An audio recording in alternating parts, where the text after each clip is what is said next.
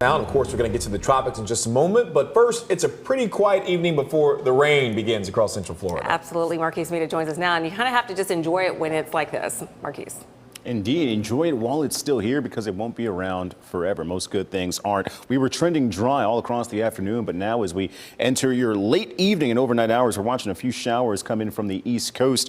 Cloudy over Daytona Beach. That'll have temperatures in the upper 70s, and you see that breeze from the north and the northeast at 9 miles per hour. It was a little bit faster about an hour ago, but that consistent breeze is what's allowing for the high rip and high surf advisories to remain in place all throughout your upcoming weekend. And it's not just us here in Central Florida that we're watching out for these large breaking waves. Those stretch all across I-95 through the Carolinas and into the Northeast. New England as far north as eastern Maine. You'll be dealing with those breaking wave concerns of 5 to 8 feet as well. This is all in regard to Hurricane Imelda still racing across the Atlantic. And as of the 11 o'clock advisory, it's moving even faster towards the east and the northeast at 29 miles per hour. Maximum sustained winds haven't changed at all. They've been consistent at 100 miles per hour. This strong Category 2 influencing Bermuda tonight, but also influencing us here still in Central Florida, especially along the coast where we have gusty conditions in New Smyrna Beach.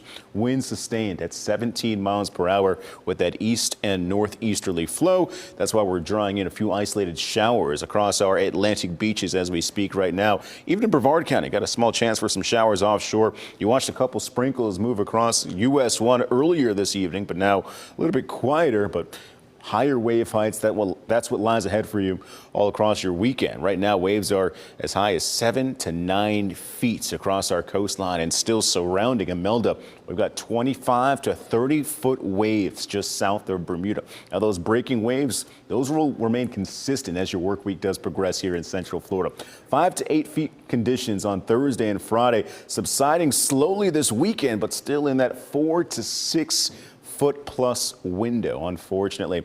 And there is another feature that we're watching out for in the tropics. It's a tropical wave that still is yet to come off the western coast of Africa. It will likely do so over the next 2 days stretch. And from there, combining with another disturbance in which that chance for potential growth is going to elevate. Still, we're a long ways away from any potential impacts here across the western Atlantic. Right now, that timeline puts us in the window of 12 to 14 days. But what we can do is take a look at our long-range models. Both the European and the GFS are picking up on some type of moisture moving west from the coast of Africa, combining with a disturbance in the center of the Atlantic. And once it comes over the Windward Islands, this is where the models start to deviate. The European model sends it north. The GFS forecast continues to pull it further out towards the west. So we do have some discrepancies between our long-range products, and that's why we keep checking up on these. And of course, we'll keep you updated with any additional changes. But closer to home, it's going to be a wet finish to your work week, and breezy conditions will persist as well. So the rain chances are elevating